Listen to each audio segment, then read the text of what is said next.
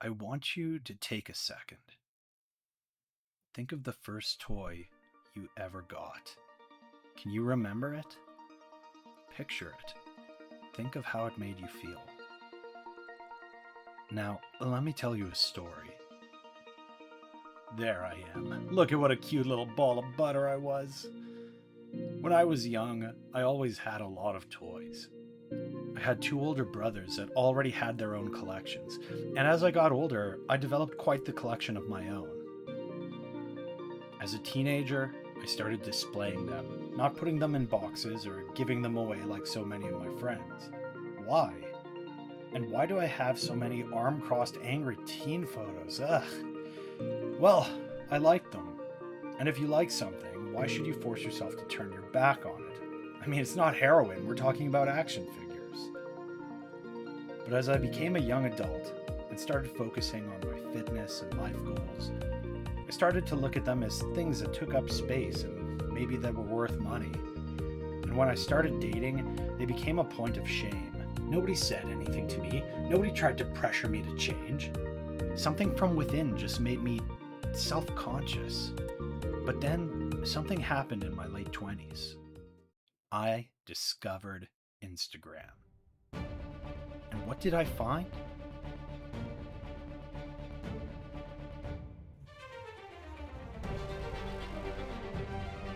Adults posting their collections, bigger collections than I ever imagined.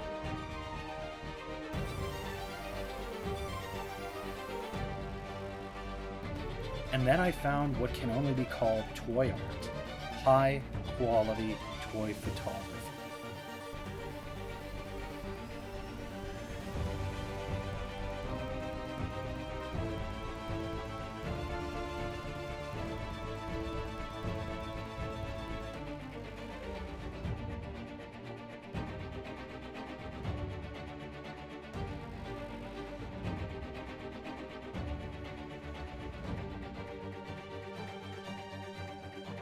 And just like that, I was back in.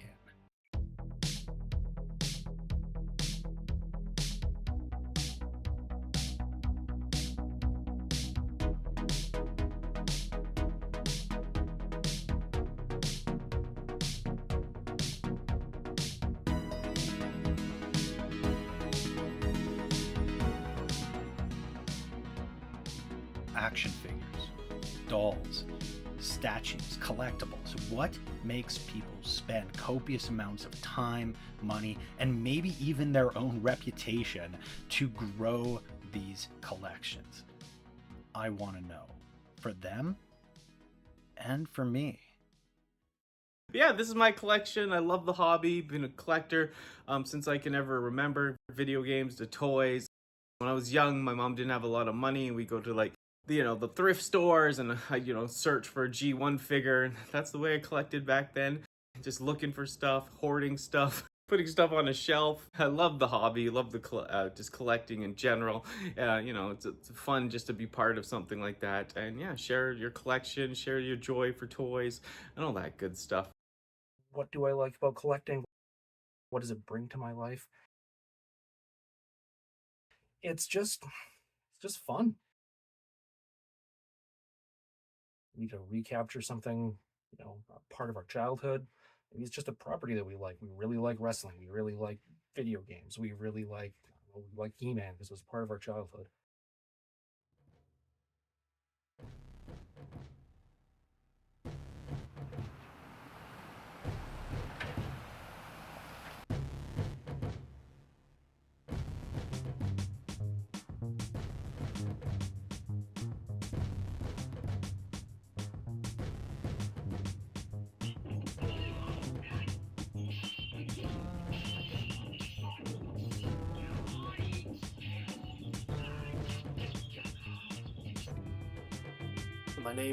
My name is Evan Sentis, and I'm the manager and curator for Caravan Carry-On Collectibles.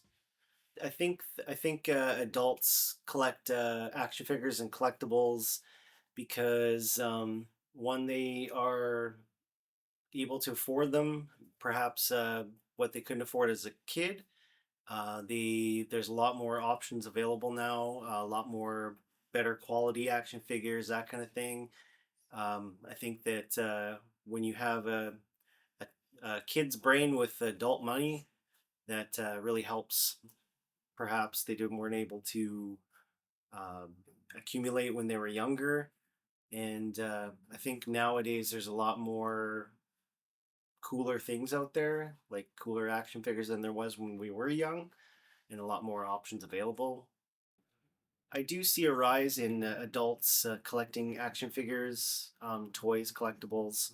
I think that back when I was younger, it wasn't really acceptable for adults to collect anything like that. It wasn't considered like an adult thing to do. But I think as you know, us as kids get older, there's a lot more options available, and a lot more cooler things are coming out, and we just kind of buck the trend of thinking it's not cool to we don't care what anyone else thinks, and just collect what we want.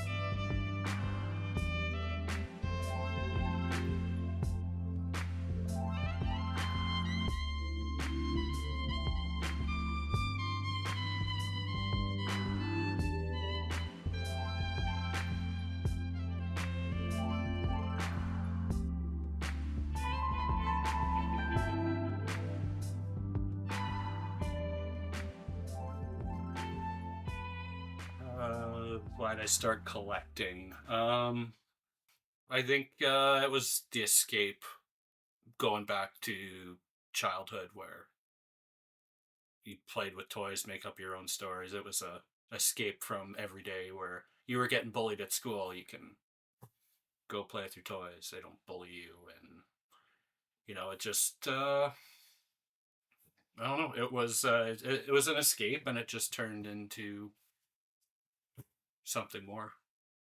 No, I just started. I liked them. I thought they were cute. I started collecting the pops because I thought they were cute and liked Rick and Morty. Then he went crazy, so I got lost. But part of it's the hunt where traveling with work and everything, pulling up Google with different toy stores, comic book shops. It's like you go and you look, you don't know what you're gonna find. We went to Calgary in the summer, found Rick and Morty pops that you wouldn't find here just by going on Marketplace. So, I mean, part of it too is gonna be the hunt. Um, Yeah, you said something. It got brought up when we first got together because he said something about he had toys. I didn't know how much. Yeah. I actually didn't know how much until tonight. she still hasn't seen them all. No, no. It's kind of, do you fully open up to someone? I've got this. Like as years goes on, it's more accepted, more it's a lot more cooler, but you look at 10 years ago, it's like, hey, you want to show me around your house? And it's like, I can show you the upstairs, but, the downstairs, it's, under construction, and, you know, it just takes time because you don't know how a person's going to react, where it's like they come over, see your house for the first time, and then the next day they don't answer your texts or answer your phone calls. So, um, I don't know. I just kind of dived in with Levon and just said, hey, I've got some stuff. It wasn't, when we first met, it wasn't all out. Or was it all out? No, I think No. it was all in boxes Yeah. down in the basement. Yeah, wasn't it? because my oldest wanted a room downstairs, so that's where originally at my old house was where all my stuff was, and it was pretty massive.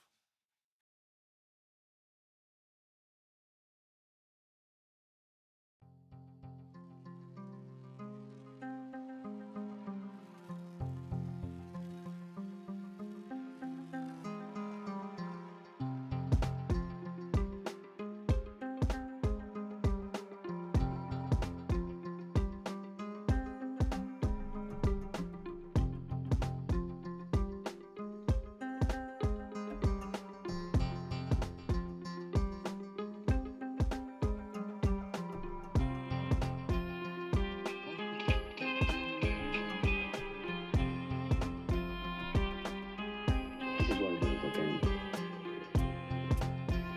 I said, empty your mind.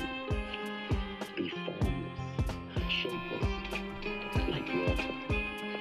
Now, you put water into a cup, it becomes the cup. You put water into a bottle, it becomes the bottle. You put it in a teapot, it becomes the teapot. The water can flow, or it can crash. Be water, my friend.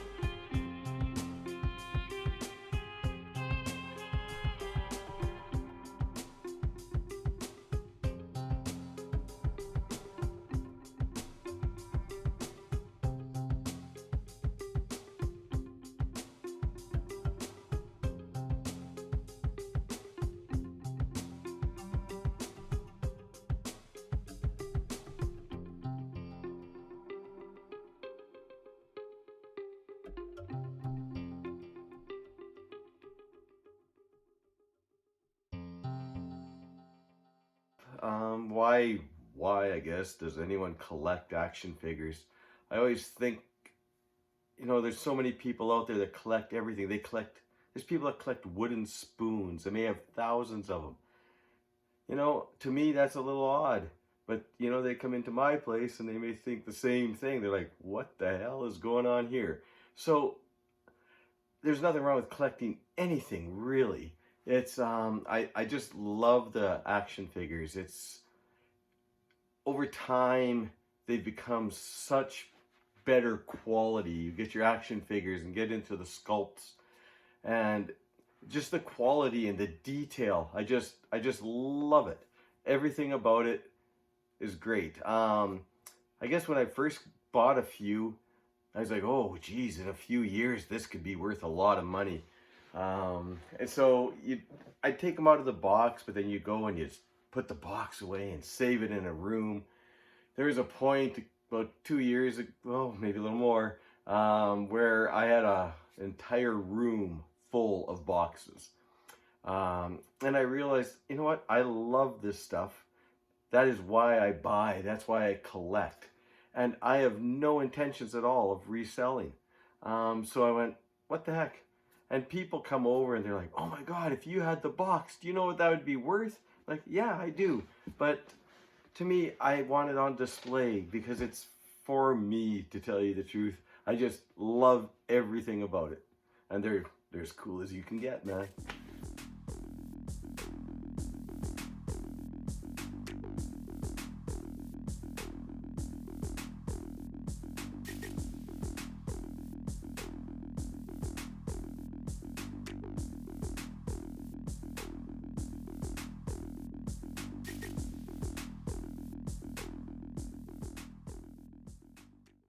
Well, I said a continued interest is a big thing. I have been collecting things since I was young. Like, I mean, like probably 6, 7 years old, as far back as I can remember.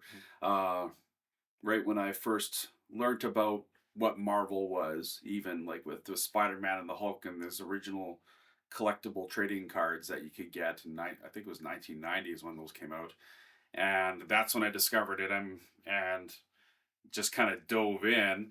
And then since then, I've been, anything that caught my interest since I was a little boy, like Ghostbusters, comic books, big time into movies. I love movies and I've collected all sorts of things from that. And it just kind of kept going. Like, I consider myself more of a curator of things, and these are things that I've got, and when they come into my possession, that's where they stay, and I keep them safe. This is kind of how I see it, until maybe one day I'll sell them and buy a extra place in Mexico to live in the winters or something when I retire. But as it is, it's just things I really enjoy that bring me joy, and fun to comforting to sit around and just kind of look at these are things that I've collected over time since I was young. Yeah. Throughout the years, I've noticed probably a rise in adult collectors of things because um, the types of things that I collect into would fall into like geek culture, right? Like, and geek culture's kind of hit the forefront in the last 10, 20 years, with the help of like the MCU, like all the movies, DC movies, what have you. And so it's become, seems to have become more socially acceptable for people to let their geek flag fly, And so in that time and with social media, you connect with other people with like-minded interests. And so I have noticed more people that, collect, that share my interests and collect all sorts of different things as well. Looking back, my mother, she used to have a little bit of a Barbie collection and I remember ones from the, I believe they're from the '60s and whatnot. Like they're from when she was a young girl, and she also collected. There was different war trading cards, like from Desert Storm and whatnot, and it was because my grandfather was within the armed forces in Canada. He was in the Peace Corps, and so she had an interest in that. So she collected those things because he did as well. And so my mother was a little bit of a collector, and so that kind of went on to me. And um, I can definitely attribute my need to keep things a little bit more in good condition to how she kind of was with these things as well. But I mean, she doesn't have those things anymore. She's long sold up. I keep my stuff. And how have they reacted to like your collection? Well, I mean, they've not a whole lot, I guess. They actually haven't got to see where this is at this point. They haven't come by for a little while, but that they know it's me. It's who I am. It's who I've always been, and it's things I've always been into. And so it's not like they've ever thought, oh, that's stupid, or at least never told me that way. But yeah, they've seemed to support it throughout my life, I suppose. Yeah. No, my no matter what I do now, my parents aren't shocked. Family's not shocked. When the little nephew comes running around, he'll look and his eyes will go all big and mouth wide open and grab all the toys he can, run upstairs with them and start playing with them. So after he comes around, it's I let him play with some of the stuff. I keep an eye on it, like the custom stuff I have higher up out of his reach. But generally, yeah, if he wants to play with them, sure. Yeah, I don't. They're not shocked anymore. I mean, they would like to see, maybe the Star Wars table put up. Your dad's also he collects trains. Yeah, my dad. Actually, yeah, my dad. When I was 5 or 6, he had a huge train table that consumed the room, and he hasn't put it up. Hasn't put it up in quite a few decades. So, just being able to play with the trains and the train room was kind of cool, kind of fun, something to look at. That's definitely where the Star Wars table will eventually come in. Was Story room, train room. Yeah. train room, yeah, and yeah. I guess the collecting kind of ran in the family. No, my mom doesn't really. She doesn't really get it. My dad's gone, but my mom, she's um she's older, so she doesn't really realize that it's a collection. My one brother was in Calgary, was like, oh, whatever, do what you want. But yeah, no, they weren't, none of them are really collectors, I don't think so. None of them really had any kind of collection, but yeah. I always thought it was cool that he had all this stuff, and none of it. And yeah, you should have it out so you can see it. So I quite often brag to people. So, Yeah, she was taking videos before everyone got here. And then I asked, "What are you doing?" Oh, people don't believe me. So,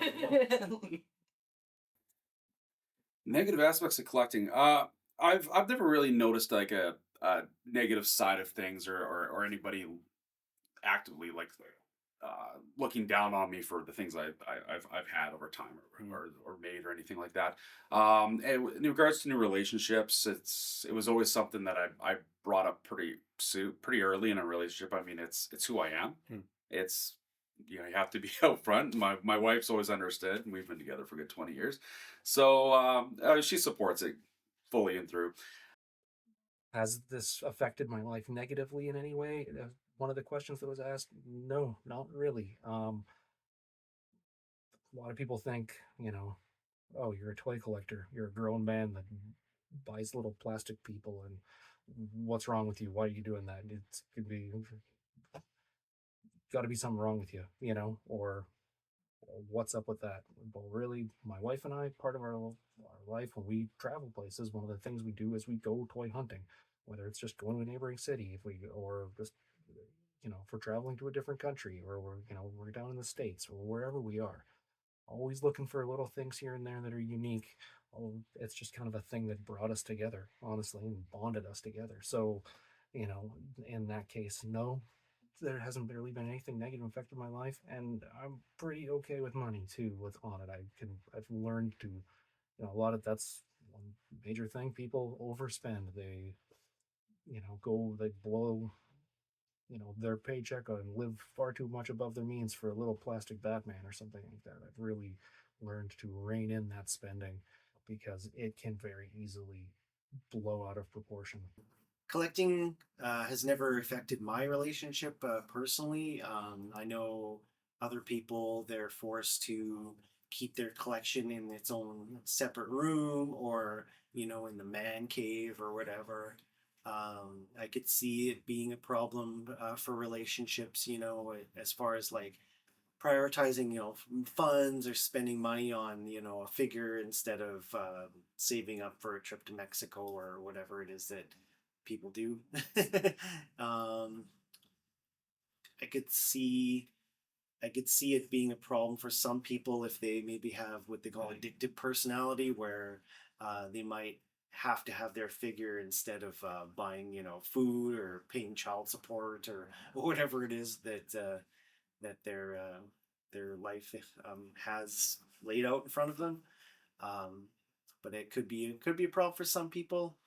I think it's good for people to know their limits, just like anything gambling or whatever. Some people look at collecting as an investment, almost like buying stocks, that kind of thing. So they figure, oh, I'm going to buy this Funko Pop, and in 3 years it'll be worth 5 times as much money. So I don't look at collecting that way. I look at it as just getting items that I enjoy and I want to keep for myself. And if need be, if I need money and I have to sell it, then so be it. Hopefully it's worth more. That'd be great.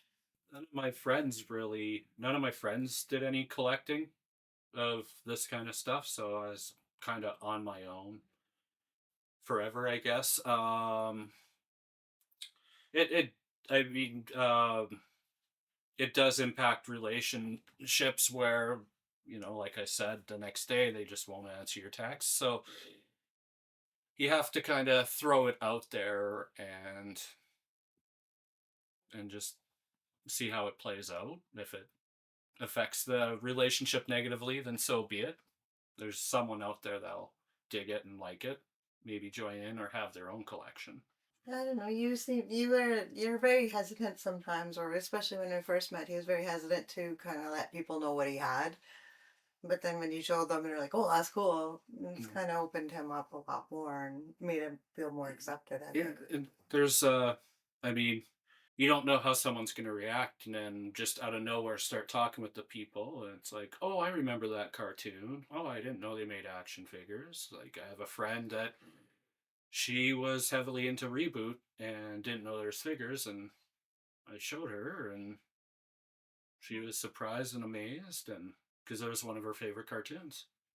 Uh, there's been times, but I never really looked at it from a financial or resale perspective. I looked at it as like a happiness um, kind of thing where I could look back and it's like look at an X-Men figure and I remember that episode on Saturday mornings, or I remember where I was when I first saw Reboot and what was going on.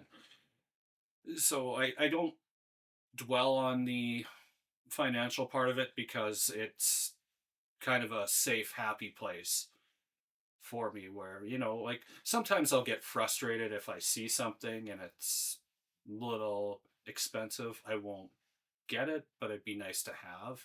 That's kind of the negative feelings I have towards. But I look at what I have, and even today when I set up those shelves out there, I laid back on the couch and I looked at them, and I remember hunting for them, how enjoyable it was, whether it was online to find the best deal or when I can pre-order something. It was just the feeling of happiness. That's all, and it felt relaxing to put those up today. People's reactions, I guess, when they come in. Um, it varies extremely. It's a lot of people that come in, and no matter if you're a collector or you're not, it can be quite overwhelming. And people, I just love because they walk in, they're like, and they just freeze for a minute, like, oh, and they're like, oh, okay. And then they turn, and they realize, oh, there's more. Oh, there's more. So it's the reactions are pretty interesting. You could tell the ones that come in, they're like, oh yeah, oh yeah. And when they leave, they're probably talking to their spouse or their friend going, you see that mess? Like, geez, who would spend all that money on that stuff? Well, it's me. But it's almost to a point of embarrassing. Like there's a not a shame factor, but it before you let someone in your home to see what you've done, you have to understand that you're so proud of your collection. How small it is or how big it is, it doesn't matter. Whatever you have as a collection, you're proud. And when people walk in, you're like, oh, they're going to be amazed, but yet they're going to be like, how much money did this idiot waste on this stuff? Like, so yeah, there's a time where I'm sitting there before they come in. It's like, oh, I am nervous because I'm so proud and excited to show them, but the reactions can vary so much. So yeah, it's almost embarrassing. It truly is. I never thought I'd say it's embarrassing, but they're in a sense they're kind of a kids' toys, but now these kids' toys are adult toys and they're so freaking cool. Well, the only time I ever, might feel shame, if you will, and I don't really. I mean, I'm proud of who I am and what I do. Would be, or we'll say on discomfort in bringing it up in a conversation is, I mean, if I'm hanging out with a group of guys, say from work or what have you, and they're all into football, if you will, and everybody's, oh yeah, football, this, the football. Well, I'm not really into it. I don't really have much to add, but hey, I like comic books. Hey, want to ask me about the next comic book movie that's coming out? I'll tell you anything you need to know. I'm up on that. So it's so and then they kind of look at it like, oh, there's the geek talking about his geeky things, but you know, we like our sports, and so that's about the only time. But I mean, like they they seem to be interested, and they'll ask questions, and they're pretty excited that, you know, hey, he can actually answer these things. You know, what else is going to come up? Well, what's happening? What kind of things do you have? And they always really enjoy looking at the pictures I take of the different things I make, and you know, that's uh, another thing that they find very intriguing, if you will. And they always tell me, "Hey, good job. That's really nice. Maybe you can make me something." And yeah, so if I have time.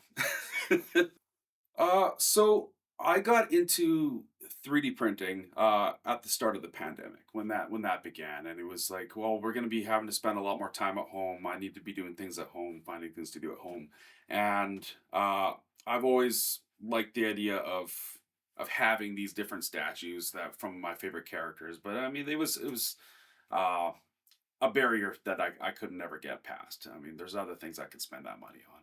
And when the idea of 3D printing came up, to be able to get into these things, I saw, well, there's the chance right there. I just have to put the extra elbow grease in. And when I made my first character, I was like, well, this is kind of cool. I kind of like this. It's not the best, but it's kind of neat. And it just kind of sucked me in, and I just kept going. And uh, that's where I am now, I suppose, is from from small to large, I guess. Yeah. When I bring people down here to look at my collection, like to play a little game, and that is, what did I make and what did I buy? I bet you can't guess. I have, so purchased items are these busts. I always wanted these bookends. I always thought they were so cool. But I mean, that Batman's kind of cool, but the Batman I made is better, I think. So, but these are purchased. This is a purchased statue that somebody gave me for very little because it was broken. So I fixed it and I repainted it because it looked really ugly for the paint job. So I made it to look like it was an actual statue, like stone. But that's bought. That one's bought. I made this. And there's actually, this is bits of an iPhone all over here. He's lit up. And so back facing camera, front facing camera, bunch of other little circuit bits. I made all of these.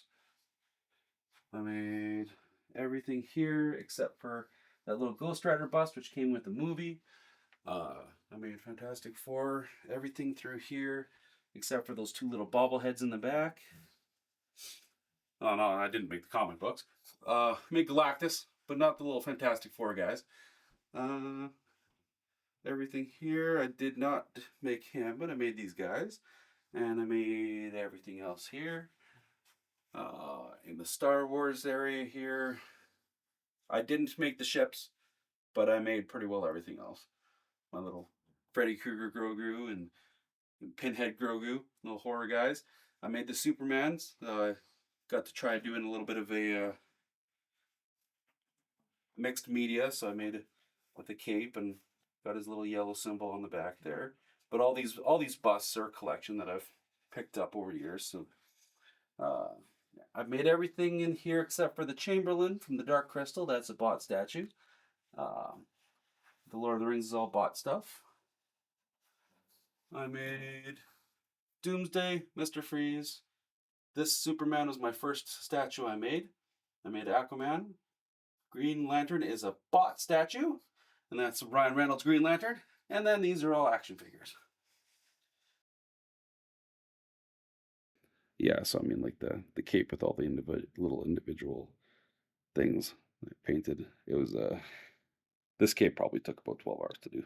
So, you know, you have this pattern of red, brown. Then over here you have beige, brown. So like having to re-clean those lines after you paint each color one by one, and then putting each of these little designs on, and like, so the black ones are done in marker, the white ones are all done in paint. And yeah, so it took a bit. Not like I said, it's healthy because this is where I work, but right. So this prints in plastic, and so this I'll use for like bases and whatnot. Right now it is not working. but it will be. That's the thing with these kind of 3D printers, is they're always requiring maintenance, especially the ones that print in plastic. So what this does is it'll draw on this board, and this board moves back and forth, and it kind of just draws in layers and layers as we go up in plastic. Say this thing would have been printed in that, and then but this right here is printed in resin, and that's just glued on here. This is just a horror piece I'm kind of working on, but so my resin printer is this guy right over here, and so the way that this works, and it's gonna stink, is it's chemicals, but this is a vat of liquid resin, and yeah, you don't want to touch it with your hands. You got to wear gloves and everything when you do it. But so this plate goes down, and there's an LCD screen underneath. It's just a phone screen basically, and it's about the size of this, and it just does one layer image of whatever it is that you're printing, and then this will go up, a half millimeter or whatever it is, and go back down, and so it's by 0.05 millimeters layers, one by one by one, and it just kind of does this. And to get something that's printed, say this tall, because it's all about how high something takes, you'd be looking at probably about 12 to 15 hours to print something about this big. But I can print as many things as I want this way, and it's all going to take the same amount of time. It's just about height, right? And then after that gets printed, and it's all drippy mess and toxic and goo, then we have to run it through. This is a vat of solvent, so I have to clean them in here to get all the resin goo off. And then once that's done, then they all have these little supports on them, which look something like this, right?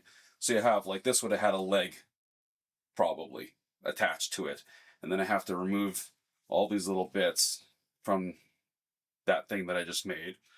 And once that's done, I'll sand off any little bits. There's a little bit of extra stuff, a little extra cleaning I do, and then they go into this machine, which is a UV lights in here, and what that does is it fully cures whatever's I made. These are a couple little rabbit dudes. Like I said, I can make them in pretty well any size. It's the exact same thing. And so these are ready for me to paint whenever I get around to painting these ones. And then it goes into becoming a fully designed thing, like a little me. So, and he's holding, that's your card, right? So that's a little thing I'm working on. He's on a stage, ready to perform. Or I have a superhero me as well. Is another one that I'm working on. What we have here is, this is a failed print. It stopped working. It would have been printing this way and then just stopped. So this is a garbage piece, but I usually find uses for busting things, as well as this one was with it, didn't work. So the 3D prints don't always work. You got to redo it. But this is the face for the Joker, his head, and let's see. So that's part of his body. So that's how these things go. Is it's piece by piece by piece, and to make things fit, like, I've got to do a lot of sanding down. There's cutting, there's sanding, there's lots of glue, and then, like, when I do this, there's going to be this big gap here. So what I'm going to have to do is I have to fill this up with some, like, putty and sand it out, and I have to do some carving, and there's a lot of extra, like, process that goes to making it look seamless. And especially, like, say with the base, you have these big lines, because these are done in multiple pieces. So it's about having to fix them. If I was to if I was to put a time on how long does it take for this to print, this was probably about 60 hours of printing. I'm not doing that. Like, the machine does the work for you while you're not in here. But then, aside from that, then the sanding of all the little bits, making things fit on a model this size, I might spend an hour or two to make it work and glue pieces together. I don't want to fully build the model because maybe I just want to airbrush his head. So I'll have to, say, take this and glue it to a a popsicle stick or something, and then work on that airbrushing and everything until it's done, and then glue everything together at the end. But there's a lot of time waiting for paint to dry. Again, if you don't count that, I would say to paint a model like this probably would take me around 12 hours to do. And that's done over a series of days, right? Yeah. Adults collect toys and figures for a lot of different reasons. I know for myself, it fulfills a lot of different hobbies on a very small scale, which suddenly makes it a lot more accessible. I'm a sculptor. I enjoy drawing. I like sewing. All these different things, I get to put it all together, and I get to have it on display without it taking up a whole bunch of space in my house. Suddenly I can, I can have 12 ball gowns on display if I want to because they're a foot tall.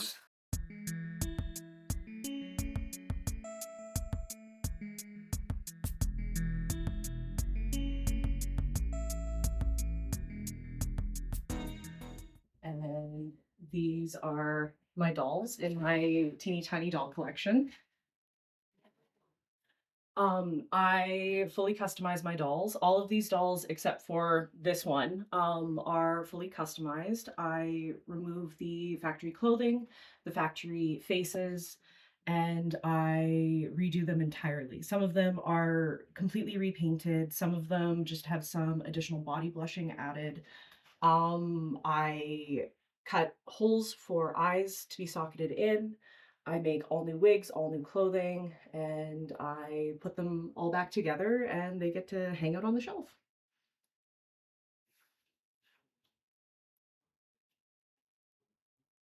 And these are my beer cans in my collection. I am a graphic designer, so this is my day job. Not all of these are fully designed by me. But a lot of them I just have for inspiration because the artwork is super fun. And often I'll find myself in a liquor store just looking at the cans and I'll buy beer even if I don't think I'm going to like it. If I like the can, then I'll buy a pack of it just so that I can have the artwork. And so this is one of the ones you've designed, yes? Yeah. I really like this one because it has the metallic foil underneath. So the suns and the stars are actually shiny. I don't know how much that's actually going to get picked up on camera. But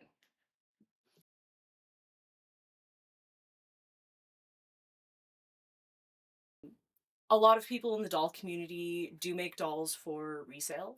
I personally am not interested in doing that. I make my dolls for myself. I like to put them together. I like to keep them. I might change gears later on in life, but for right now, they're just for me.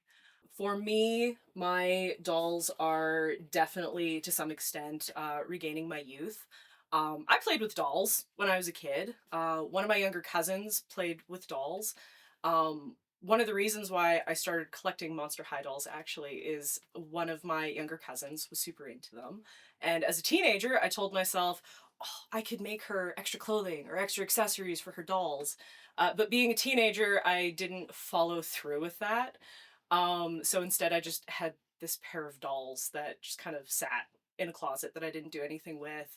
And when I was a little bit older, I went back to them after I had kind of discovered the doll customizing community. I'm going, I can do that.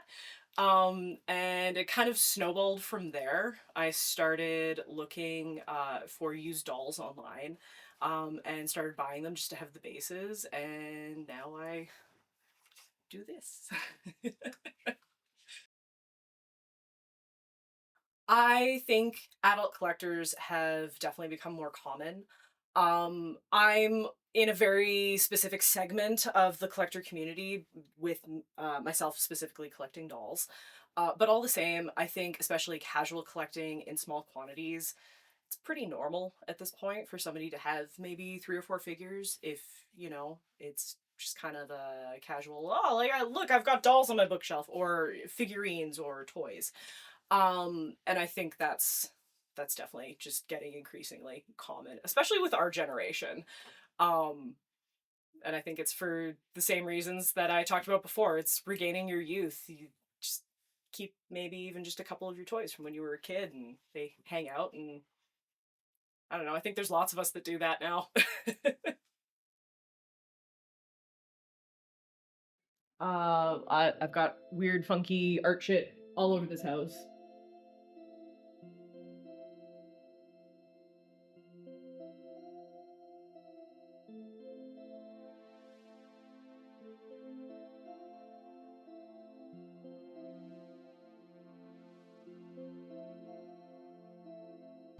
It's made with trash. It's made with, oh my goodness, that's dusty. It's made with peanut butter containers, literal garbage, styrofoam takeout containers, just honestly whatever we had in the house at the time. Super fun to make though. And this is kind of filling that same void that the dolls do of being able to combine many, many hobbies into one small, compact project. There's that. Make other little figurines. This is inspired by Twistwood Comics. They've got a character called Bucket Boy, and he's got a tin bucket for a head. So I said, yeah, that sounds great. But yeah, so he's just hanging out. I've got plans to make more of these. It's one of those like weird cherub things that grandmas like to have on their walls, so I turned them into little satyrs or satyrs with horns and hooves and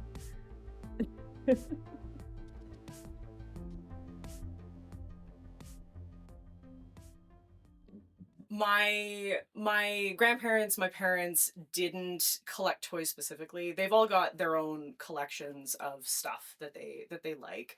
But this intersects very interestingly with my doll collections. When I was really little, my mom and some of my other relatives started giving me porcelain dolls when I was a kid. And I would get one or two a year for Christmas or birthdays or what have you. And they were displayed in my room on shelves. And by the time I hit 12 or 13, I requested to stop receiving them because I had so many. And I like having small collections, and they were everywhere. So I think for a lot of my family, they don't even bat an eye because this is kind of their fault that I got into dolls in the first place. And the dolls are still around. They're all in permanent storage. They're just quite a bit larger. They're, yay tall, and their total footprint per doll is quite a bit bigger than what I've got now. So I haven't really found a space for them. And they're also a little bit more delicate being porcelain. But yeah, so I think as far as my family goes, they're not surprised in the slightest that I have other dolls now. Collecting hasn't negatively affected me personally. My collection is really, really small. That being said, I don't always bring up the fact that I have a collection of dolls because a lot of people in our society think dolls are super creepy. Going back to my porcelain dolls again, my brother hated them. He hated, and I didn't find this out until I was an adult. He hated going into my room when we were little because I had all of these eyes on whoever's in there. But for me, growing up with the dolls in my room, having dressmakers, mannequins all over the house because my mom's a seamstress, none of that bothers me. But I don't always let people know that I've got these in the house. Yeah. I really enjoy creating characters. This doll actually is based on a D&D character that I've used a couple of times. So she's kind of near and dear to my heart. But I also love fantasy and the fantastical, and there's a lot of fairies in my collection. So this is just, it's a really fun way to kind of delve into that a little bit. Yeah.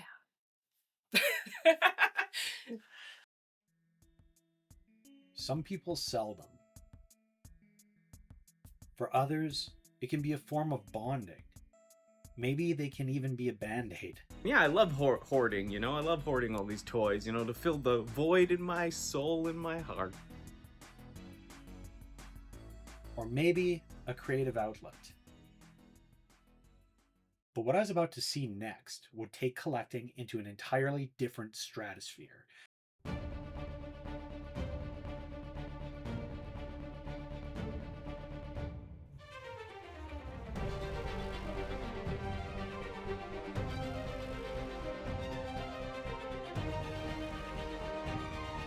This isn't just a large collection. It's one of the biggest, most complete collections in North America, if not the entire world.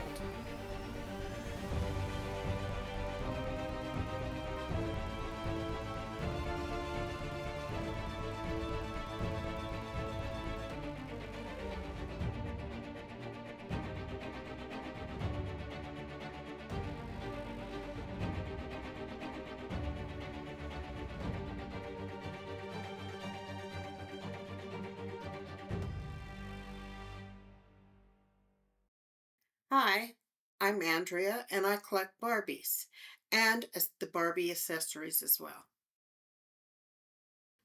I started collecting Barbies because when I was young, I was too old for Barbies. I had 5 brothers, then I had 3 sons, and then I had 2 grandsons. So one day, and I don't know why, I walked down the doll aisle, and all I wanted for Christmas was a wedding Barbie, and that's where it started. I think that was in 1989. I wanted to collect as many as I could, and some of the older ones, well, I consider all Barbies beautiful, but some of the older ones really caught my eye, so I was collecting older ones and the newer ones. I have really enjoyed, from the first Barbie I started collecting, I've really enjoyed Barbie, and so I think it's just an adult thing where I just like collecting different Barbies. They're all so beautiful. I have only have interest in Barbie. We bought a collection with other dolls in it and we sold them. I wasn't interested. Partially the reason I did that is cost, and Barbie was my #1 go-to.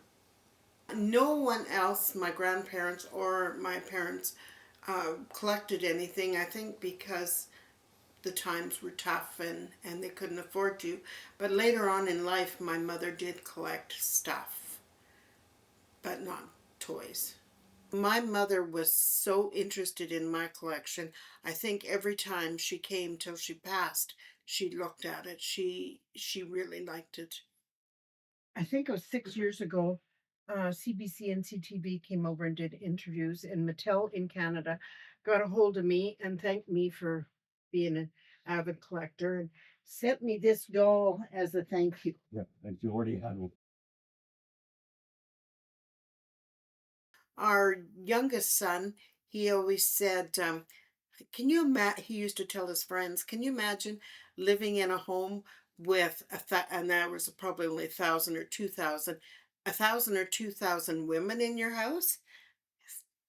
Our grandchildren, the oldest ones were boys, they liked it, and the youngest, and the girls, they all really liked Barbie's playing. But I always really encouraged them to play Barbie too. Right now I have about 3,600 Barbie dolls.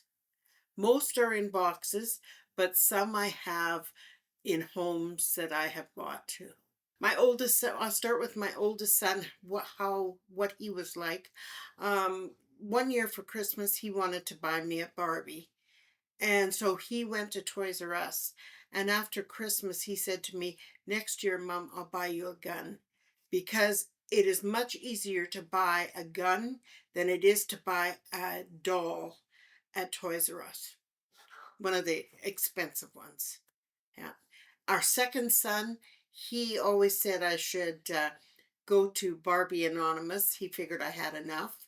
And our third son, he liked living in a house with a bunch of females. I bought a collection, and I don't keep doubles as a rule, but I bought a collection from Ontario, from Sudbury, and she was a wealthy lady that wintered in Florida, and so she bought dolls from Florida and brought them back, and they're in English and Spanish as opposed to English and French. And these are some of the really expensive ones too, as you can see how um such the quality is so detailed, and some are Bob Mackie. Do you know who Bob Mackie is? Yes, I do actually. Okay, that's a Bob Mackie. That's a Bob Mackie. Over there's Bob Mackie's. Anything that we have done in our home, from adding on to shelving, anything like that, we have had a good time doing it. Anything that we have done with Barbie has always been a positive thing.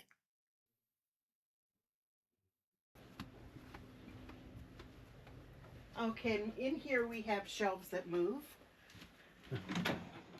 If I should pass, which I will, I don't care what happens to my Barbies. I want to enjoy them as much as I can now, and I do. I spend lots of time with them, and when I pass, I don't care what happens to them. My husband, if he outlives me, he can do what he wants or whatever. I just want to enjoy them while I'm alive.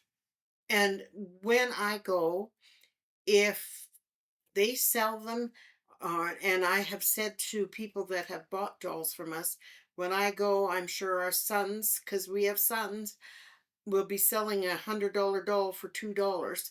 But I don't care. I want to just enjoy it now. For shame, no, I don't think so. I don't always tell people because I don't want to sound like I'm bragging, but now that I've been on TV a few times, people recognize me, so I just admit it.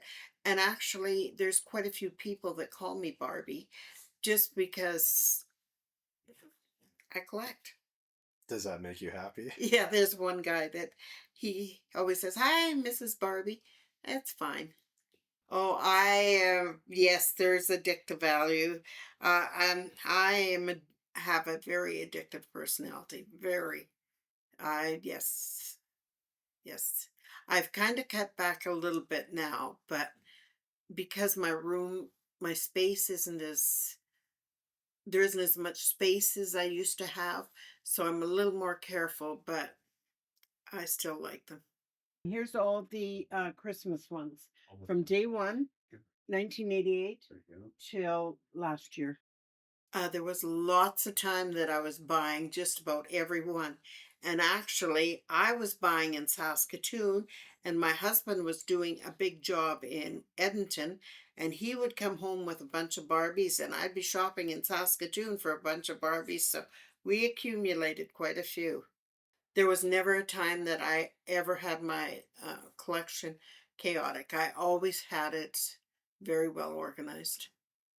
And actually what I do now is when I buy them, I put them in the closet and take pictures of them and write them all down. And before I would put them on a shelf, they would have to have their proper place to go. And I'll tell you something, you're the first person to ever see this, other than our cool. grandchildren. And actually, I wasn't big into this stuff, but a collection that I bought had a lot of these, and I have a little trouble parting with stuff. The money that we have spent, it's been, as you can tell, I'm a compulsive shopper. And the money that we have spent on it, we consider that to be an investment. Is probably better than money in the bank. And our middle son also said, if I go before anybody else, his father will be driving the fanciest vehicle money can buy. My youth was good, but in those days we were quite poor. So we had everything we needed, but we would have never been able to have too much extra.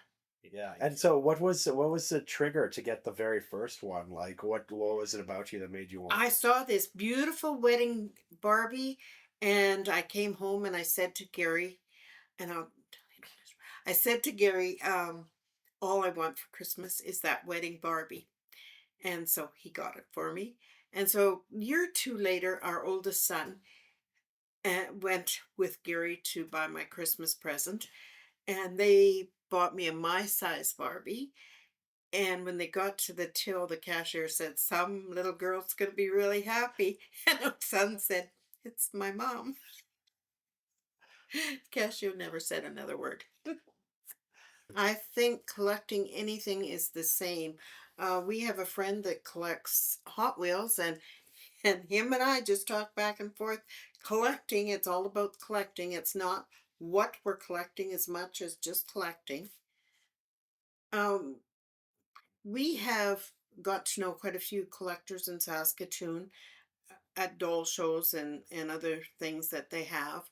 And it's actually very interesting to see what other people have and what they do and the knowledge they know about them. Have you seen the Barbie movie? Obviously you have. I have seen it. I even have the movie, and I've watched it at home a few times. So you're a fan of the movie then? I am a big fan of the movie. Does Greta Gerwig know who you are? No, I don't think so. But there is, when I was on TV before, there's a the biggest collector in the States I'm on Facebook with. He sent a message to me after I was on TV, and I message back and forth with people in Europe and whatever. Yeah. Well, I would like, my final thing to say to anyone is, don't be afraid to collect. It is a very rewarding thing. It is very good to go to your unique place. And I just want to tell you an example. After I was on TV the last time, my little granddaughter, who was in grade 1, her teacher came over and looked and took a bunch of pictures and took them to school and showed all the children in the grade 1 class. And that little girl was on cloud 9, explaining them all and telling what room they were in and what they were and everything. So that can be a real exciting time for anybody. According to worldmetrics.org, 40% of people aged 65 and over collect something, compared to 31% of those under 65. So maybe adult figure collectors aren't that new. I don't think anyone who pays even a little attention to the industry can deny that there has been a major shift towards premium figures with a direct target market of adults. And I like that, honestly. I made this film because I'm a fan of action figures myself. And when we began accepting submissions for this project, we were completely overwhelmed with the outpouring of interest and photos and videos that came flooding in. It lets me know that there are people all over the world that feel exactly the same. And as a filmmaker, I wish I could send you off with my own words of wisdom. But instead, I'll leave you with the words of Jared Robertson, who said it better than I ever could. It's almost embarrassing. It truly is. I never thought I'd say it's embarrassing, but they're, in a sense, they're kind of kids' toys, but now these kids' toys are adult toys and they're so freaking cool. But the people that understand and know how to appreciate it, they walk in and they look, and every dime I spent, every minute I took to clean, to dust, and God, do you have to dust, was worth it, because the reaction you get when someone looks at your collection and they're just in awe and they're dumbfounded and they smile, it's you can't beat it. You just can't. So all I can say is find what you love and collect the hell out of it. Thank you.